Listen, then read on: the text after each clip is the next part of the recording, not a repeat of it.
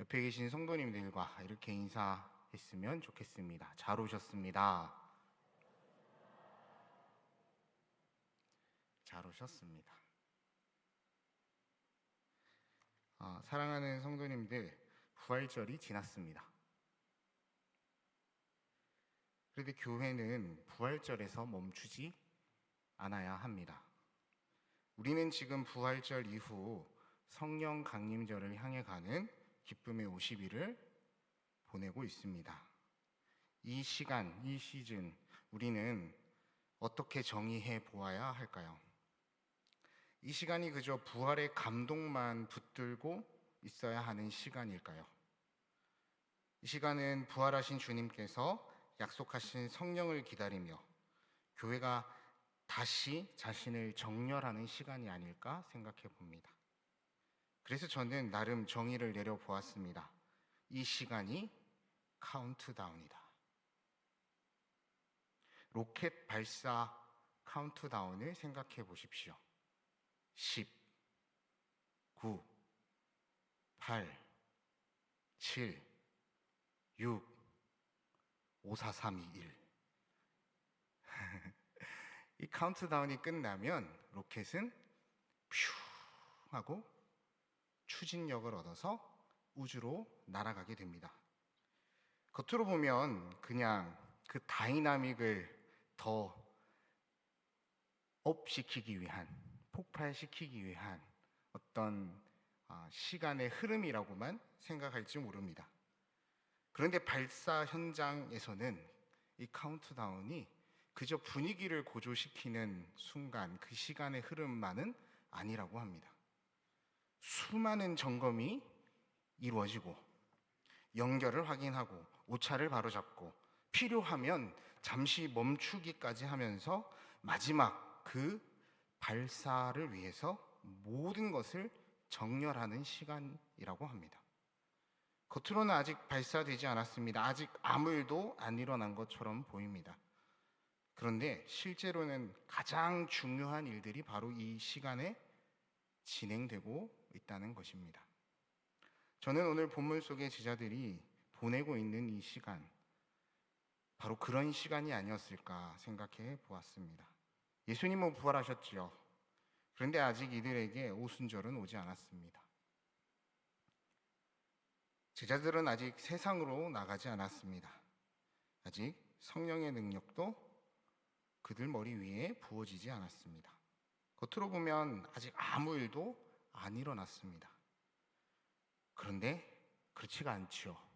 오늘 본문은 아직 그 아직의 시간, 출발 직전의 시간, 이 제자들에게 있어서 하나님의 사람으로서의 출발을 알리는 카운트다운의 시간을 어떻게 기다려야 되는지를, 얼마나 중요한지를 보여주고 있습니다. 오늘 본문 앞절에서 제자들은 부활하신 예수님을 만나지요. 그런데 반응이 참 뜻밖입니다. 36절과 37절 말씀을 함께 읽어보겠습니다. 이 말을 할 때에 예수께서 친히 그들 가운데 서서 이르시되 너희에게 평강이 있을지어다 하시니 그들이 놀라고 무서워하여 그 보는 것을 영으로 생각하는지라. 제자들의 반응은 기뻐하지도 않습니다. 감격해서 소리를 외치지도 않습니다. 오히려 놀라고 무서워하고 있습니다. 예수님이 자기들 가운데 서 계신데도 영인 줄 알았다, 소위 유령인 줄 알았다라는 뜻 아니겠습니까? 그렇다면 이 장면이 무엇을 의미하는 것일까요? 제자들은 이미 빈 무덤의 이야기를 전해 들었습니다.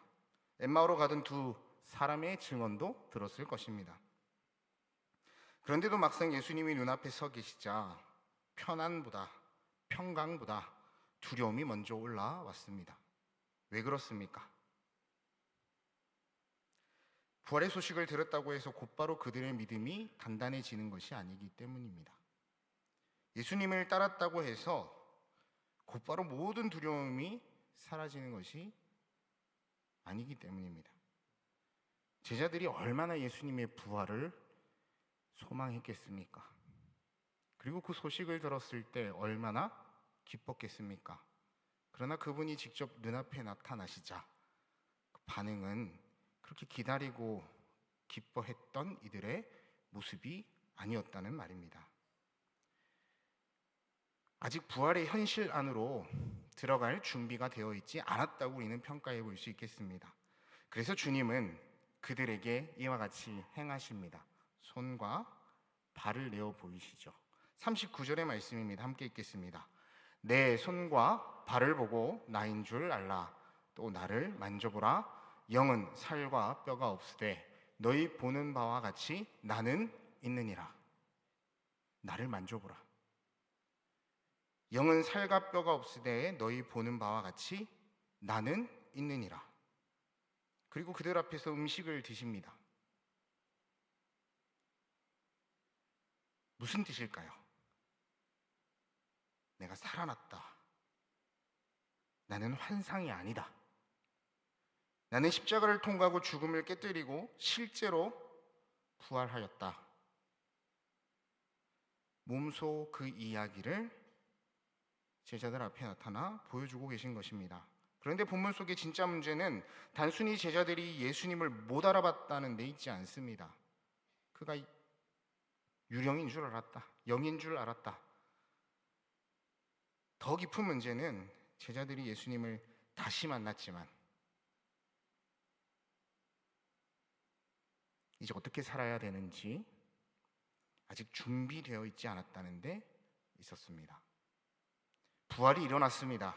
그런데 그 부활 이후를 살아갈 제자들의 그 마음과 그 생각이 정렬되지 않았습니다. 즉 문제를 다시 이야기하면요, 예수님은 살아나셨습니다. 그런데 제자들은 여전히 두려워하죠. 예수님은 평강에 있으라 말하셨습니다. 그러나 제자들의 마음은 여전히 흔들리고 있다는 말입니다. 이것이 본문의 문제이죠. 부활의 사실이 눈앞에 있는데, 부활하신 주님이 눈앞에 나오셔서 음식을 잡수시고 만져보라고 말씀하고 계십니다. 이것은 사실입니다. 그러나 제자들의 마음은 여전히 두렵고 여전히 흔들리고 있다는 말입니다. 부활 이후의 삶을 살아갈 준비가 아직 되어 있지 않았던 것, 우리는 그들의 모습을 보며 이와 같이 평가하게 되죠. 그런데 그 평가의 잣대를 우리에게 한번 대어보시는 것은 어떻습니까? 한번 생각해 보십시오. 사실 이것은 이 본문에 기록된 제자들만의 문제가 아닙니다.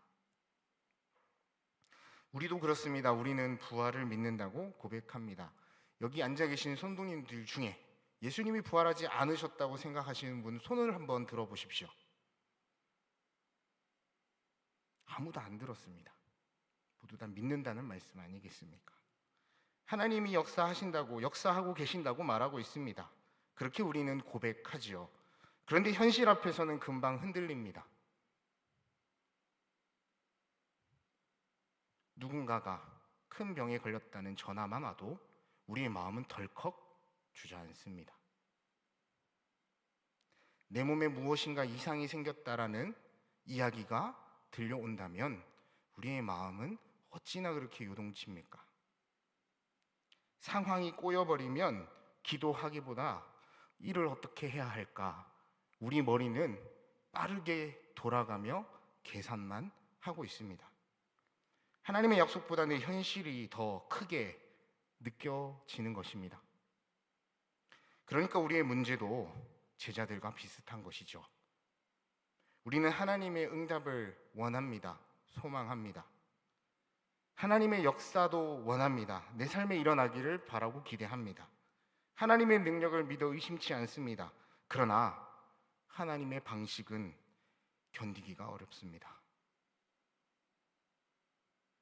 특별히 기다림.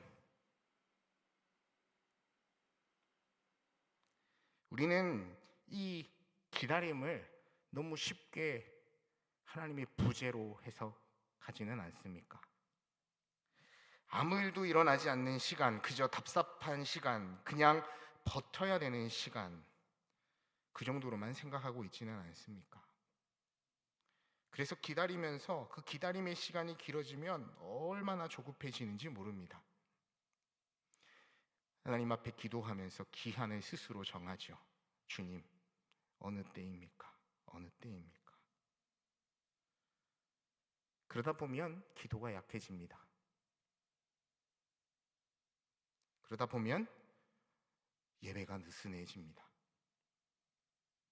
말씀을 붙드는 힘도 약해집니다. 또 어떤 사람은 기다림 속에 분주해집니다. 뭐라도 해야 될 것 같아 계속해서 움직입니다. 그런데 사실 성령 없이 움직이는 이 분주함은 우리를 더욱 지치게 만듭니다. 또 어떤 사람은 기다림 속에서 그저 멈추어 버리곤 합니다. 영적으로도 멈추고 예배의 자리에서부터 멈추고 공동체를 기뻐하는 것을 멈춥니다.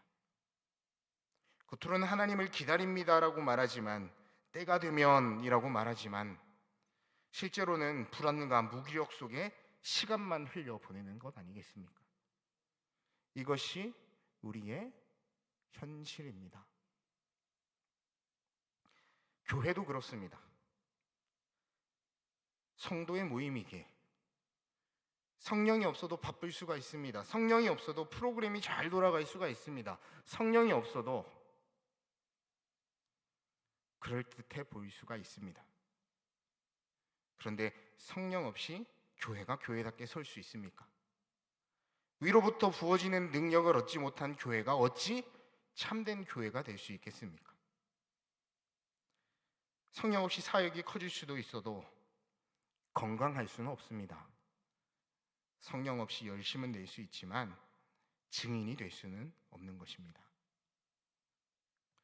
그러니까 현실의 문제는 이것입니다. 우리는 기다림을, 성령의 능력을 구하는 이 시간을 제대로 살아내고 있지 못하다는 뜻입니다.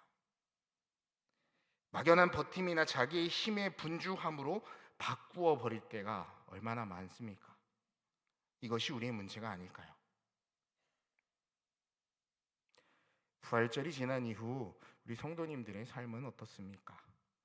예배를 갈망하십니까? 성령을 더 깊이 사모하고 계십니까? 사순을 지나 고난을 지나 부활에 이르기까지 벅차올랐던 그 감격의 이 마음들은 어느새 휘발되어 버리고 다시 평범한 일상으로 돌아가 똑같은 삶을 살아가고 있지는 않습니까?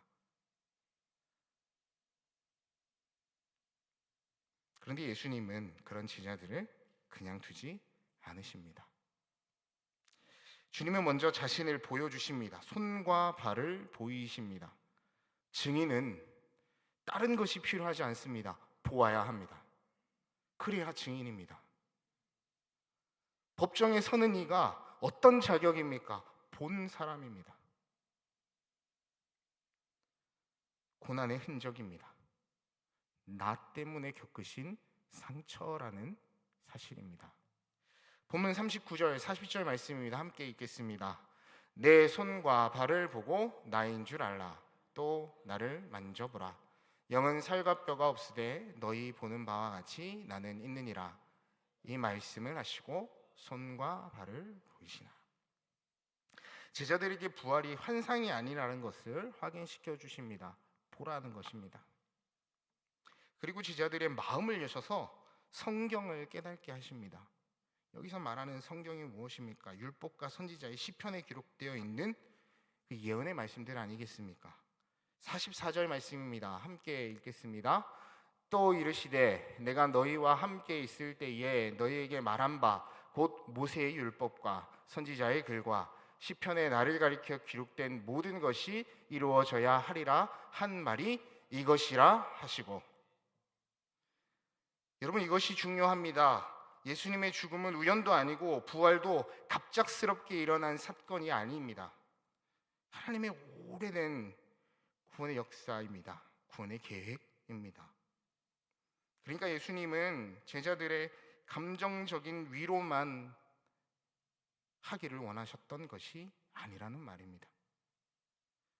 말씀으로 그들의 이해를 여셨습니다. 눈만 열어주시는 것이 아니라 마음도 열어주십니다. 그리고 이어서 말씀하시죠. 회개와 제사함, 그의 이름으로 모든 민족에게 전파될 것이다. 그리고 너희는 이 모든 일의 증인이라. 우리 각자는 하나님이 믿어지는 은혜를 경험한 사람들입니다. 그 은혜는 성령의 도우심이 아니면 일어날 수 없는 것이지요. 어떻게 사람이 무리를 걸을 수가 있습니까? 어떻게 사람이 죽었다가 다시 살아날 수가 있습니까? 어떻게 그것을 믿고 계십니까? 이것이 믿어지는 것이 은혜입니다. 이것이 그렇게 쉽다면 이 세상 누구도 주님을 거부하지 않습니다. 그러나 믿어지지 않기 때문에 주님께로 나오지 못하는 것이죠. 본문 45절에서 48절까지의 말씀 같이 한번 읽어보겠습니다. 이에 그들의 마음을 열어 성경을 깨닫게 하시고 또 이르시되 이같이 그리스도가 고난을 받고 제3일에 죽은 자 가운데서 살아날 것과 또 그의 이름으로 죄사함을 받게 하는 회개가 예루살렘에서 시작하여 모든 족속에게 전파될 것이 기록되었으니 너희는 이 모든 일의 증인이라. 마지막 절을 같이 읽겠습니다. 너희는 이 모든 일의 증인이라. 여기까지 들으면 이제 당장 뛰어나가야 합니다. 증인입니다. 보았습니다. 마음이 열렸고 이해가 되었습니다. 이제 사역하러 나가면 됩니다. 예수님은 가장 중요한 말씀을 덧붙이고 계시죠. 본문 49절 말씀 함께 읽겠습니다. 볼지어다 내가 내 아버지께서 약속하신 것을 너희에게 보내리니 너희는 위로부터 능력으로 입혀질 때까지 이 성에 머물러.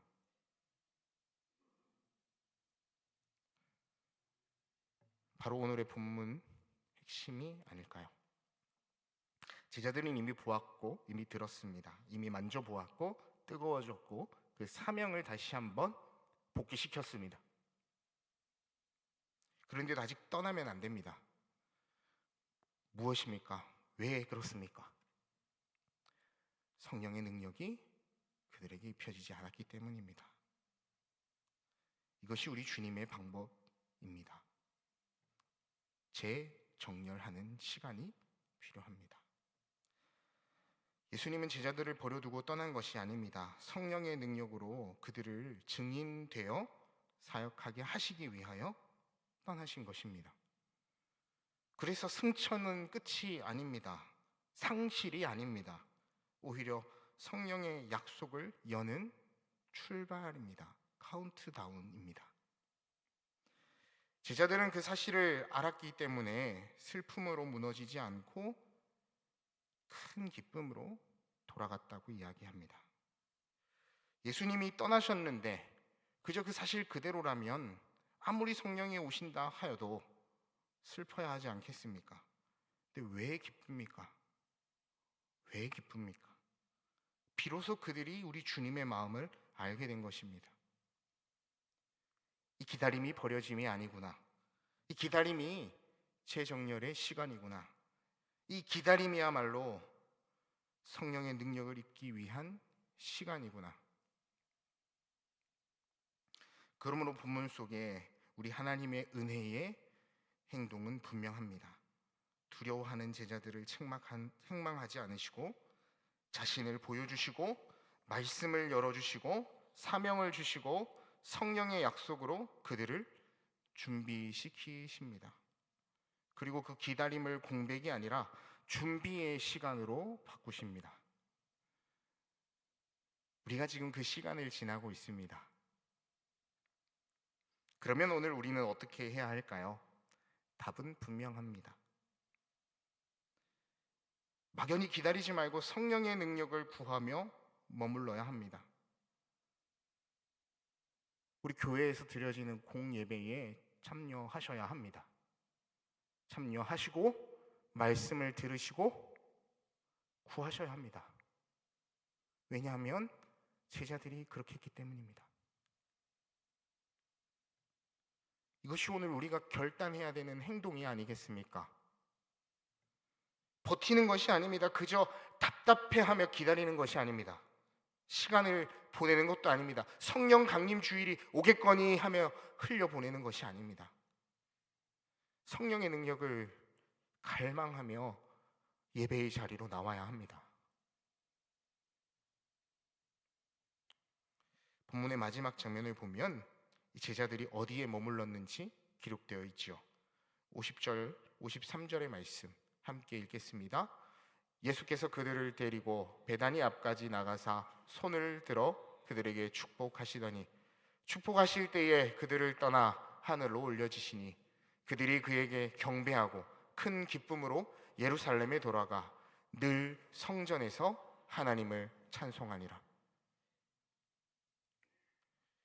먼저 예배의 자리에 머물러야 합니다. 그래야 성령이 움직이십니다. 사도행전이 시작될 수가 있습니다. 삼덕의 시즌이 올 수가 있는 것입니다. 제자들은 예루살렘으로 돌아가 늘 성전에 거하며 하나님을 찬양했습니다. 약속을 다 이루어지지 않은 것을 기억하며 기다렸습니다.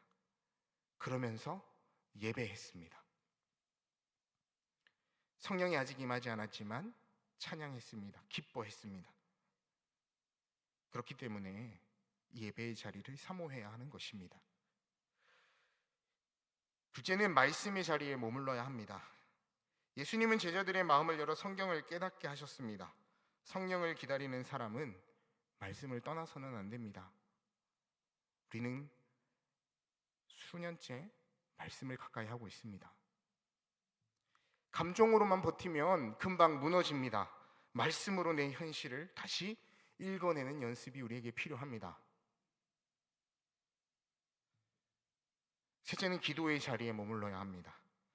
성령은 자로 잰 듯 계산하여 어떤 행위를 했을 때 우리에게 주어지는 것이 아니죠. 분주함으로 우리가 헌신해야만 받을 수 있는 것이 아닙니다. 기도로 구해야 되는 것입니다. 주님, 내게 성령을 더하여 주십시오. 주님, 제 이름으로는 안 됩니다. 주님, 저를 위로부터 입혀지는 능력으로 세워주십시오. 이 기도가 우리에게 필요합니다. 마지막으로 공동체 안에 머물러야 합니다. 어떤 이는 말합니다. 하나님과 나와의 관계만 돈독하다면 교회가 무슨 소용인가? 그러나 우리는 우리의 힘으로 하나님 앞에 바로 설 수가 없는 존재입니다. 끊임없이 우리는 주님께로 향하여 방향을 돌린 채로 수호를 향하여 내려가는 존재입니다. 기록된 말씀은 끊임없이 인간을 그와 같이 표현하지요. 그렇기에 제자들은 흩어지지 않았습니다. 함께 모여 함께 예배했습니다. 함께 약속을 붙들었습니다. 성령의 시대는 사도 바울 혼자 일으킨 것이 아닙니다. 베드로 혼자 일으킨 것이 아닙니다. 교회가 하나님 앞에 머물 때 하나님이 준비시켜 주시는 것입니다. 그러므로 사랑하는 성도님들, 지금 우리의 삶이 아직 출발하지 못한 것처럼 보일지 몰라도 낙심하지 마십시오. 지금 우리의 기도가 응답되지 않은 것처럼 보여도 기도를 멈추지 않으셨으면 합니다. 우리의 사역이 답답해 보일지라도 서두르지 않으셨으면 좋겠습니다. 어쩌면 지금 이 기다림의 시간, 하나님이 우리를 위하여 부지런히 초를 세고 계시는 시간입니다. 우리를 정렬하고 계시는 시간을 우리는 주님께서 우리에게 일러주신 대로 행해야 되지 않겠습니까? 우리의 시선을 바꾸고 이 허락하신 시간을 잘 보내야 되지 않겠습니까? 우리가 정말 무엇으로 사는 사람인지를 드러내고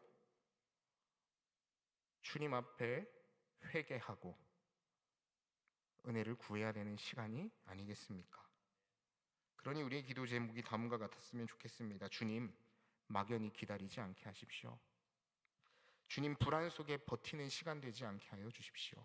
주님, 성령의 능력을 구하며 예배와 기도의 자리를 갈망하게 하여 주십시오. 주님, 저를 그냥 바쁜 사람이 아니라 증인으로 세워주십시오.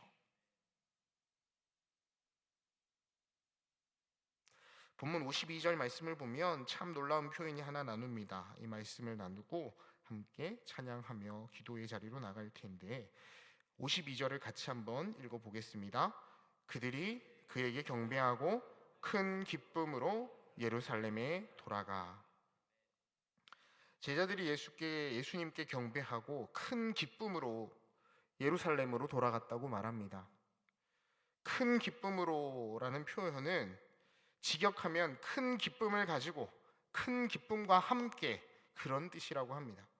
이 표현이 왜 놀라우냐면 조금 전까지만 해도 이 제자들이 두려워했습니다. 조금 전까지만 해도 놀라고 무서워했던 사람들입니다. 뿔하신 예수님 앞에서 쉽게 믿지 못하던 사람들입니다. 그런데 지금은 어떻습니까? 예수님이 하늘로 올려주시는 장면을 보면 다 끝났다, 이제 주님이 떠나셨구나, 무너지는 시간이 아니라 도망의 시간으로 삼은 것이 아니라 기뻐하며 예루살렘으로 돌아갔다고 합니다. 예수님을 매달았던 이들이 여전히 있는 그곳으로 돌아갔다고 합니다. 이건 참 이상한 일입니다. 왜 그들이 큰 기쁨으로 돌아갔을까요? 이유는 하나입니다. 이제 그들은 예수님의 떠나심을 상실로 해석하지 않았기 때문입니다. 이전에는 그들의 눈에는 십자가가 실패로 보였을지 몰라도, 부활도 처음에는 혼란처럼 보였을지 몰라도, 승천하신 주님의 모습을 보며 이게 끝인가? 우리는 어떻게 되는가? 속으로 그렇게 묻는 것이 아니라 주님이 열어주신 그 은혜로 말미암아 그들은 위로부터 능력이 입혀질 때까지 이 성에 머물라는 그 말씀을 알아듣게 된 것입니다. 주님이 떠나신 것이 우리를 버리신 것이 아니구나. 이 기다림이 끝이 아니구나. 이제 성령의 시즌이 시작되는구나. 그래서 슬픔 대신 큰 기쁨이 온 것입니다. 신앙 안에서 이렇게 큰 기쁨은 상황이 다 좋아졌을 때 오는 것이 아닙니다. 그들이 돌아갔던 예루살렘을 기억해 보십시오. 여전히 대적들이 존재하는 곳입니다. 우리의 상황과 환경이 변화되지 않아도 우리는 큰 기쁨을 가지고 돌아갈 수 있습니다. 삶의 자리로 돌아가는 것입니다. 문제가 다 해결되어서만 맞이할 수 있는 기쁨이 아닙니다. 진짜 기쁨은 우리 안에 이 해석의 구조가 바뀔 때 일어납니다. 카운트다운입니다. 똑같은 현실이지만 하나님 안에서 다시 읽혀지기 시작할 때, 그때 기쁨이 찾아옵니다. 십자가를 실패가 아니라 구원으로 읽게 될 때, 기다림을 공백이 아니라 약속으로 믿게 될 때, 주님의 침묵을 버려짐이 아니라 우리를 위한 준비의 시간으로 읽게 될 때, 그때 우리 마음에 큰 기쁨이 들어오는 것입니다. 그렇기 때문에 우리는 오늘 이 자리 가운데 주님 앞에 이렇게 물어야 하겠습니다. 주님, 저는 지금 제 현실을 어떻게 해석하고 있습니까? 주님, 저는 제 현실을 끝이라고만 읽고 있지는 않습니까? 상실이라고 읽고 있지는 않습니까? 멈춤이라고 읽고 있지는 않습니까? 우리의 마음을 다시 주님께로 돌려주십시오. 하나님은 그 자리를 약속의 시작으로 변화시켜 주실 것입니다. 믿음의 사람은 울지 않을 이유가 없어서 기쁜 것이 아닙니다. 하나님의 뜻을 다시 보게 되어 기쁜 것 아니겠습니까? 해석의 기쁨입니다. 예수님의 떠나심을 성령의 약속으로 읽게 된 복음의 기쁨입니다. 주님 주시는 기쁨입니다. 그러니 우리가 이 시즌을 보내며 이 기쁨을 구해야 하지 않겠습니까? 상황이 다 정리된 뒤에 그 찾아오는 기쁨을 기다리는 것이 아니라 지금 이 자리에서 하나님이 내 삶을 어떻게 보고 계신지 내가 깨닫게 해달라고, 그렇게 기도할 때 우리도 예루살렘으로 돌아갔던 제자들처럼 큰 기쁨으로 다시 삶의 자리로, 다시 순종의 자리로 돌아갈 수가 있습니다.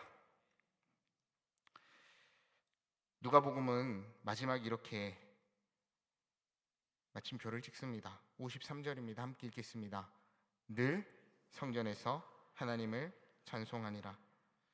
성전 중심의 시대를 살던 제자들에게 성전은 삶의 중심이었죠.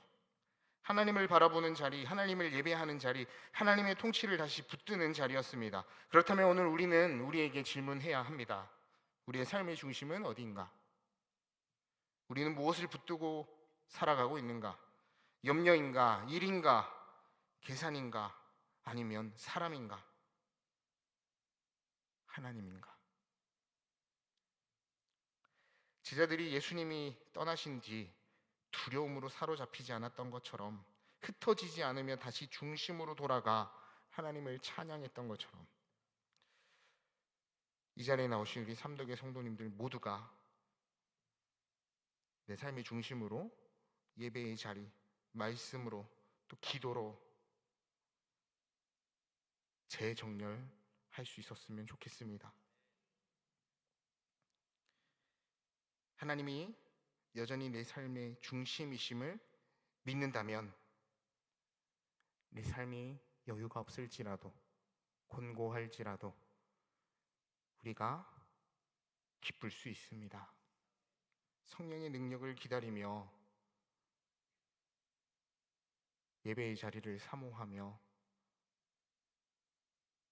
우리에게 주신 기도의 제목을 붙들고 함께 기도하는 이 기쁨의 50일, 우리 삶을 살아내는 이 자리에 모이신 모든 성도님들 되시기를 간절히 바라고 축원합니다. 시간 함께 찬양하겠습니다.